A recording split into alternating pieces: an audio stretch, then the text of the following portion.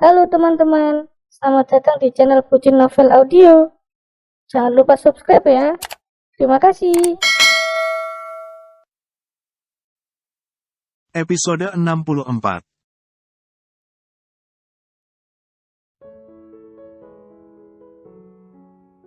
Sekalian aku juga mau minta tolong ke Mbak. Tolong minta Mas Kala jangan jodohin kami. Widi sengaja makin menjaga ucapannya takut ada orang lain yang mendengar. Walau kini, ia dan Arum hanya berempat dengan si kembar di kamar Arum. Hanya saja, pintu kamar dalam keadaan tidak tertutup sempurna dan otomatis. Mereka yang ada di dekat pintu, akan bisa dengan mudah mendengar obrolan mereka, andai mereka tidak menjaga suara mereka. Ada apa, sih? Ada masalah? Arum yang tengah memangku Azam juga menjadi berbisik, menatap sang adik penuh kekhawatiran. Widi tak langsung menjawab dan memang merenung serius. Ia memilih menatap wajah cantik Azura yang sangat mirip Arum, tapi mata dan hidungnya sangat mirip Kalandra. Gini ya, Mbak, ini aku juga kurang paham. Tapi kemarin pas antar Nisa ke rumah, Widi tak kuasa melanjutkan ucapannya, tapi belum kedua matanya sudah langsung basah. Melihat perubahan emosi Widi yang menjadi diselimuti kesedihan, Arum makin yakin memang ada yang tidak beres dan itu berkaitan dengan agenda Widi mengantar Nisa. Kemarin tiba, mamahnya Dr. Andri nahan aku. Aku yang awalnya sudah sampai masuk ruang tamu, diajak ngobrol. Ya aku pikir, ngobrol selayaknya. Tapi karena dia keluar rumah, ya aku ikuti. Ngobrolnya beneran di luar rumah, Mbak tahu kalimat pertama yang mamahnya Dr. Andri katakan, berlinang air mata bahkan sampai ingusan, Widi mengatakannya. Di lirih Arum yang sudah langsung ikut berlinang air mata. Seneng ya, masuk ke rumah gedong, adem, saking ademnya kamu berharap tinggal juga. Mamahnya Dr. Andri beneran ngomong gitu, potong lidah aku kalau aku sampai bohong, Mbak. Ya pas itu aku langsung minta maaf. Awalnya aku mikir, memang aku yang salah, walau alasanku ikut masuk rumah murni karena Nisa yang memaksa. Tapi sumpah beneran baru 2 langkah, alhamdulillahnya, beneran baru 2 langkah. Tapi setelah aku minta maaf, mamahnya Dr. Andri juga sampai bilang, agar aku membatasi hubunganku dengan Dr. Andri. Ya sudah, aku sudah langsung tahu, dan mikir jangan masih berkaitan dengan celotehan Mas Kala yang jodohin aku. Jadi, seperti yang tadi aku bilang, aku sudah sangat bahagia dengan kehidupanku yang sekarang. Dan, andai Mbak dan Mas Kala benar peduli sekaligus sayang aku, udah jangan jodohin. Karena memang enggak semua orang sebaik mertua Mbak, meski yang aku tahu, orang tua Mas Kala sama Dr. Andri dekat. Ya gitu saja, sih, ngeri aku, lihat, sampai merinding. Mbak beneran minta maaf, Sudah, Mbak, enggak enggak usah dibahas juga. Masalah yang tadi, yang mamahnya Dr. Andri itu, sudah, ditutup saja. Widi memaksa seulas senyuman hadir dari bibirnya di tengah sebelah tangannya yang sudah langsung sibuk menyeka air matanya menggunakan tisu kering yang ada di nakas sebelah mereka. Kalandra memergoki sang istri yang tengah berlinang air mata, memandangi Widi penuh sesal. Lumrah, Mbak, semua orang tua, apalagi seorang ibu, pasti ingin yang terbaik buat anaknya karena aku pun begitu.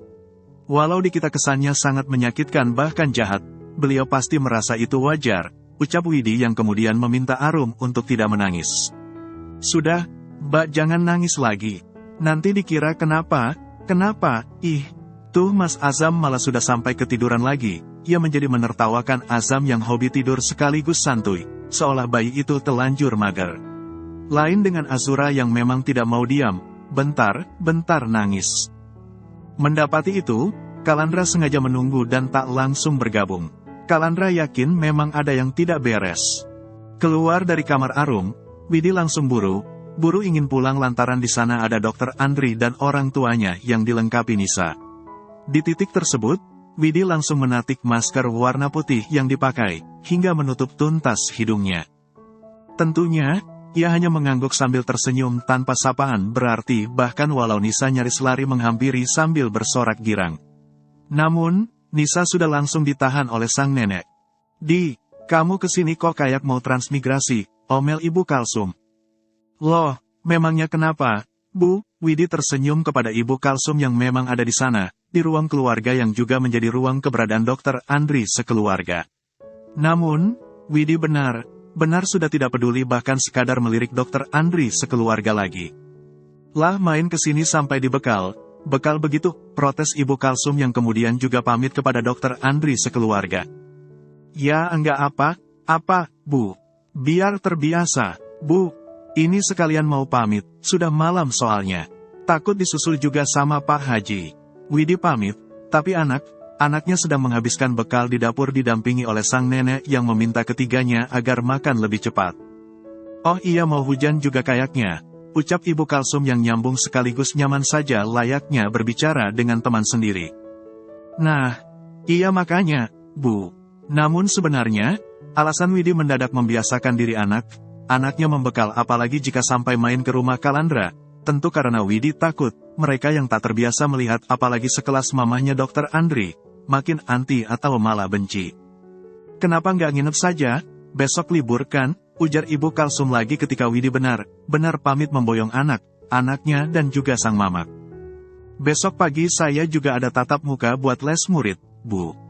Ini makasih banyak buat semuanya, maaf sudah ngerepotin.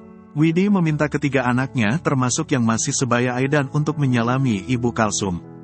Satu hal yang membuatnya merasa beruntung, Pasana sampai menghampirinya, membuatnya tak harus pamit mendekat ke sofa yang ada di ruang keluarga dan masih menjadi tempat kebersamaan Dr. Andri sekeluarga. Makasih banyak buat apa? Ngerepotin apaan lagi itu? Ih, lama kamu mirip Pak Haji, ya? Ngadi, sudah jangan makasih apalagi sampai minta maaf. Apaan sih? Kesini saja embekel kayak mau transmigrasi padahal saya sudah masak banyak, sebal Ibu Kalsum. Ya ampun, tuh lihat anaknya. Sebanyak itu mana masih kecil semua, mirip anak tikus. Sudah janda, banyak anak, hidupnya susah, batin Ibu muji, mamahnya Dr. Andri yang melirik sinis adegan pamit Widi berikut anaknya. Di depan sana, Ibu Kalsum tengah memberi anak Widi uang semacam uang pesangon, tapi Widi sibuk menolak hingga Ibu Kalsum berakhir menjewer wanita itu. Nisa menatap sebal sang nenek yang masih saja mencekal sebelah tangannya kemudian menatapnya tajam di setiap tatapan mereka bertemu. Padahal, ia sudah sangat ingin menemui atau malah ikut ke Widi, tapi sang nenek memperlakukannya dengan sangat menakutkan. Widi kenapa? Ya, kok kayak enggak kenal, dan malah terkesan menghindar gitu. Pikir Dr. Andri yang belum tahu usaha sang mamak menjauhkannya dari Widi, termasuk usaha Ibu Muji dalam menahan Nisa saat ini. Alhamdulillah, akhirnya keluar rumah juga, batin Widi yang sudah langsung duduk di motor dan bersiap pergi. Sesekali, ia menghela napas pelan demi mengakhiri rasa nyeri yang terus memilin hatinya. Seperti rencana awal, ketiga anak Widi dan sang mamak, diantar langsung oleh sopir Ibu Kalsum menggunakan mobil. Oh, iya, kamu tahu tempat yang jual kelapan hijau asli? Di tempat kamu ada yang punya pohonnya? Enggak, sega Ibu Kalsum yang memang masih ada di sana bersama sang suami. Di belakang rumah ada, Bu, pohonnya 2 dan kelapanya pun masih ada berapa tandan, gitu. Kalau Ibu mau, enggak bisa sekarang soalnya saya enggak bisa manjat pohon. Harus minta tetangga buat bantu. Paling besok pagi, bagaimana? Apa, pas sopirnya bisa panjar pohon? Kalau bisa sih malah bagus. Ibu butuh berapa? 2 tandan cukup. 2 tandan itu biasanya ada 30 karena buahnya memang banyak. Kecil tapi isi airnya banyak. Jelas Widi, tapi yang bersangkutan malah ngakak. Pah, mau dikasih 30, dikiranya mau buat mandi. Sayang itu loh, langka, ucap Ibu Kalsum di tengah tawanya. Dengan jahil, Widi sengaja meledek Ibu Kalsum. Langka kan bagi ibu? Lah aku punya pohonnya dan buahnya banyak. Pasana langsung tertawa. Alhamdulillah sih, masih ada orang baik sebaik mereka bahkan mereka sangat peduli kepadaku sekeluarga. Padahal sebelum ini mereka tahu, aku sudah sangat jahat ke Mbak Arum, batin Widi yang kemudian kembali menghela napas pelan. Kedepannya kayaknya lebih baik aku jangan sering kesini. Apalagi sepertinya aku sama anakku sudah langsung ditandain sama mamahnya Dr. Andri. Dikiranya dari tadi aku enggak tahu, dia sampai ngelirik sinis anakku. Ya Allah, andai aku enggak ditabrak, aku juga enggak kenal Dr. Andri. Kok mendadak gini, jadi janda punya banyak anak memang sesusah ini, dan mirisnya yang selalu mempermasalahkan masih kaum sendiri. padahal mereka enggak sampai nanggung beban hidup aku, batin Widi. Makanya pas dulu disuruh cerai, yang aku khawatirkan ya kayak gini walau aku yakin, lepas dari Agus bakalan bikin keekonomianku membaik. Widi sudah pergi lebih dulu, memimpin perjalanan melewati mobil Dr. Andri yang terparkir tak jauh dari gerbang rumah yang baru saja ia tinggalkan. Lega, benar itu yang ia rasakan setelah keluar dari sana. Di dalam kamar, Arum baru saja kedatangan Kalandra. Ia mengulas senyum sambil memangku Azura yang sudah sibuk menyusu lagi padahal Azam sudah anteng tidur di ranjang bayi. Kalandra duduk di kursi empuk bekas Widi dan masih ada di hadapan Arum. Tadi kamu sama Widi ngobrol apa? Kelihatannya serius banget. Ditatap saksama oleh Kalandra layaknya sekarang, Arum tak bisa mengelak. Namun demi kebaikan bersama, ia sengaja bercerita, ya gitu saja, sih. Kita enggak usah jodohin mereka. Kalaupun Dr. Andri mau, suruh usaha sendiri. Tapi kayaknya bakalan sulit kalau harus punya mertua begitu, mirip kasusku yang dulu, ucap Arum yang sampai kembali menitikkan air mata. Ia berangsur menunduk dalam. Dengar ceritanya saja senelangsa ini, apalagi kalau aku sendiri yang mengalami. Ya sudah jangan dilanjut, sudah, sergah Kalandra yang kemudian menyeka air mata Arum menggunakan kedua tangannya. Tapi di depan ada Andri sama orang tuanya. Mendengar itu, Arum refleks menatap tidak suka suaminya. Suguhi banyak jamuan khususnya mamahnya, Mas. Perlakukan mereka sebaik mungkin, agar mereka khususnya ibunya Dr. Andri jauh lebih bisa menghargai yang bertamu ke rumahnya. Bangun tidur, Kalandra yang langsung mengisi paginya untuk menjaga Azura dan Azam, dikejutkan oleh pesan tak biasa. Pesan yang dikirimkan oleh Tuan Mahesa. Tuan Mahesa mengucapkan selamat atas kelahiran si kembar, selain pria itu yang berdalih akan memboyong keluarga kecilnya untuk main di lusanya. Masih terbengong, pintu kamar mandi dibuka dari dalam dan itu Arum. Istrinya Menang baru beres mandi dan langsung menatapnya penuh terka. Kenapa, Pak? Tanya Arum sambil mijat kepalanya yang dibungkus handuk. Tuan Mahesawa, katanya lusa dia mau kesini, yang Kalandra berbisik lantaran kedua anaknya memang masih tidur. Lain dengan Aidan yang sudah keliling kompleks di bawah pasana salat subuh ke masjid. Kalian, janjian, ada urusan, Arum makin menurunkan suaranya apalagi Azura sangat anti suara. Kalandra menggeleng, ia berangsur menyodorkan sekaligus memberikan ponselnya kepada sang istri. Membuat Arum membaca pesan dari Tuan Mahesa kepada sang suami. Wah, malah jadi teman, ya, lirik Arum. Memang enggak bakalan rugi kalau kita jadi orang baik, kan? Yang rugi itu mamahnya si Andri. Lihat saja apa yang akan terjadi ke depannya. Balas Kalandra. Membahas Dr. Andri apalagi wanita yang telah melahirkan pria itu, hati Arum langsung nyeri. Yang, kamu enggak tahu, ya, aku kedinginan gini, sergah Kalandra mendadak memeluk erat Arum. Kumat ini, kumat, Arum menertawakan Kalandra. Tapi tentu saja ia sengaja menahan tawanya demi menjaganya dari kedua bayinya. Kalaupun sekarang kumat, sampai bulan depan pun aku bakalan sabar sih.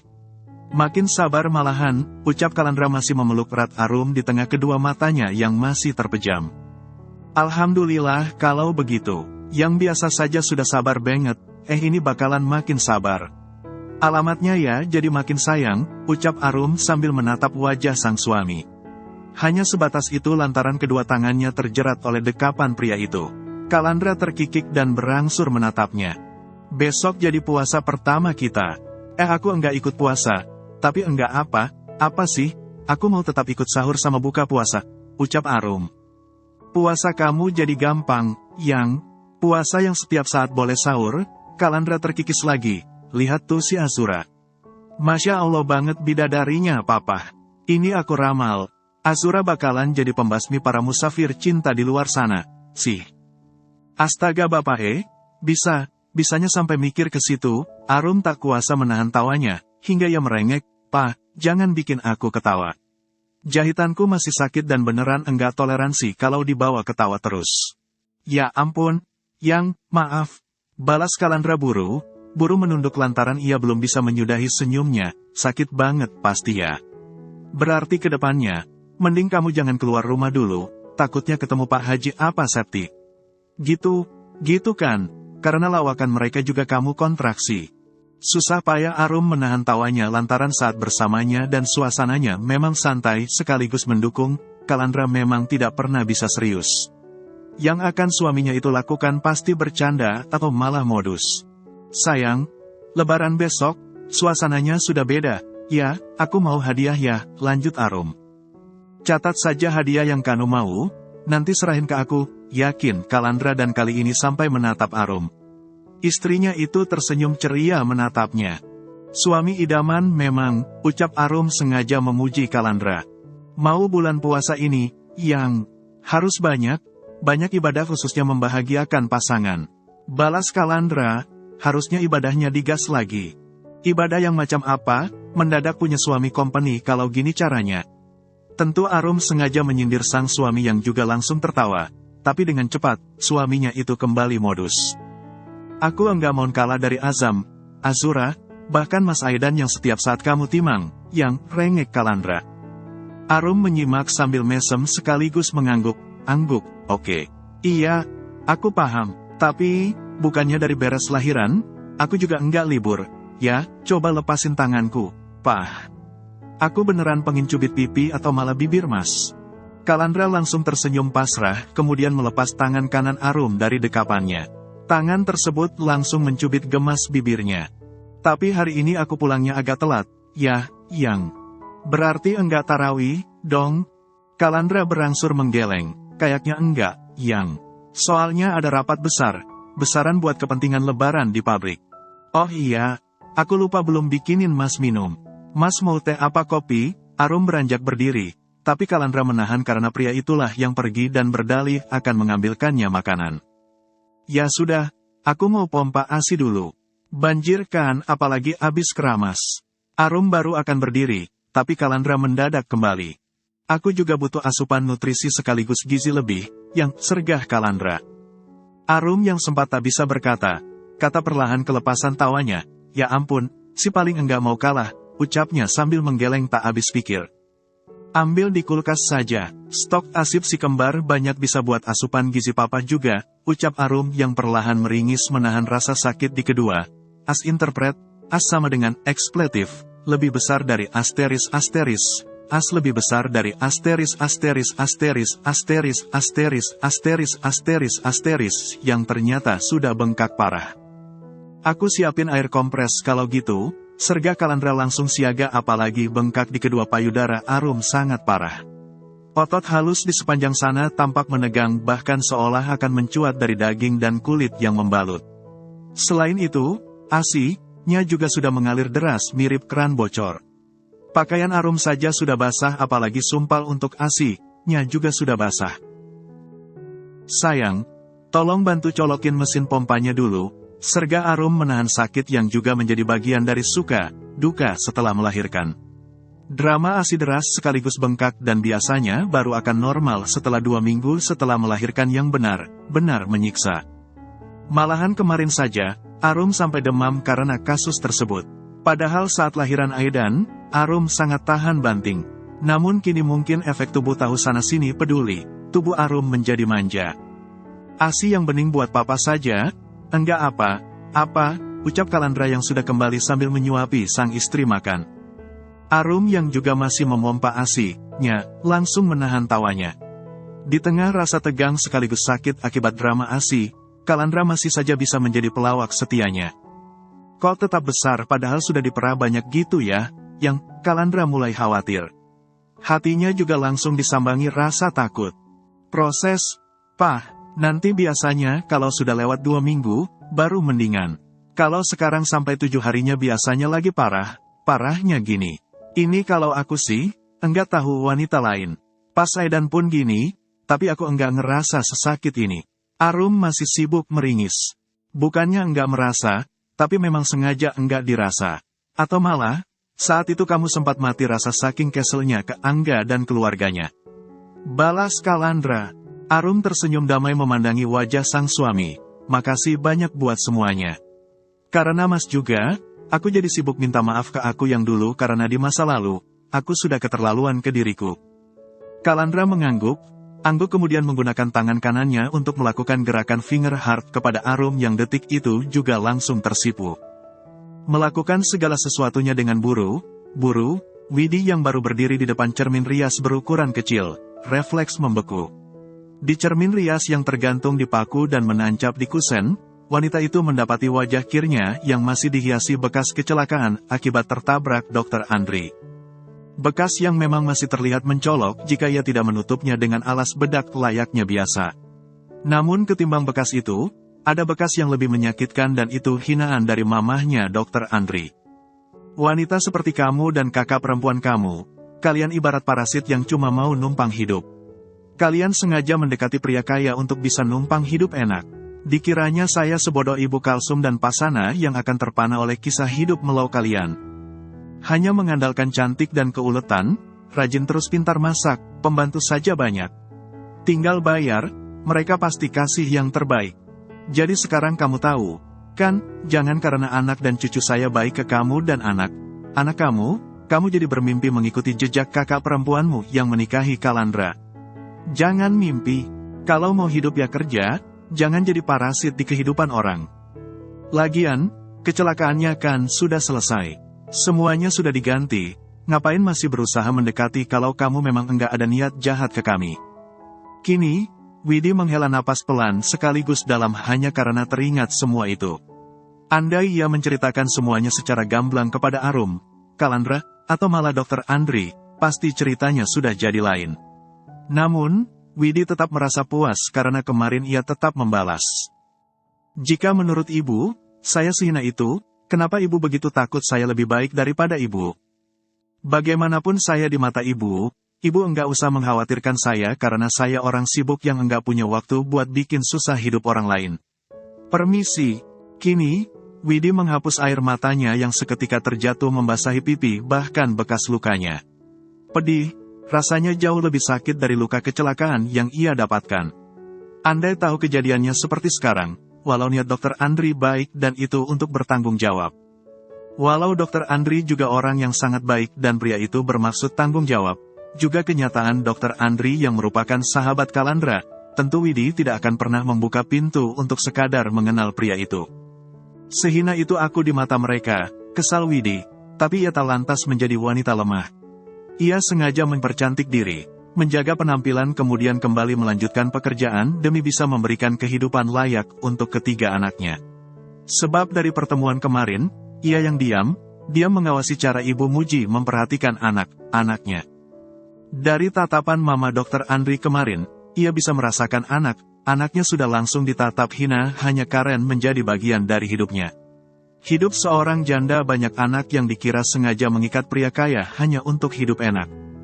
Merawat diri, sukses, bahagia bareng anak, dahlah, batin Widi yang kemudian pamit kepada ketiga anaknya yang sedang asyik main aneka mainan dan beberapa di antaranya pemberian dari Dr. Andri maupun Arum dan Kalandra. Widi sempat ingin mengembalikan semua pemberian dari Dr. Andri. Baik itu mainan untuk anaknya, maupun obat yang ia terima. Namun Widi yakin, itu malah akan menjadi alasan mereka memiliki hubungan lagi. Karenanya, Widi sengaja menutup kisah mereka dengan diam. Sepulang mengajar setelah mengambil waktu untuk istirahat, Widi sengaja memboyong ketiga anaknya maupun sang mama ke makam untuk nyekar unggahan bulan Ramadan. Ternyata sudah ada bekas yang lebih dulu nyekar dari mereka dan itu mereka yakini pihak dari Arum lantaran kakak laki mereka juga baru datang tak lama setelah Widi tiba di makam bapak mereka.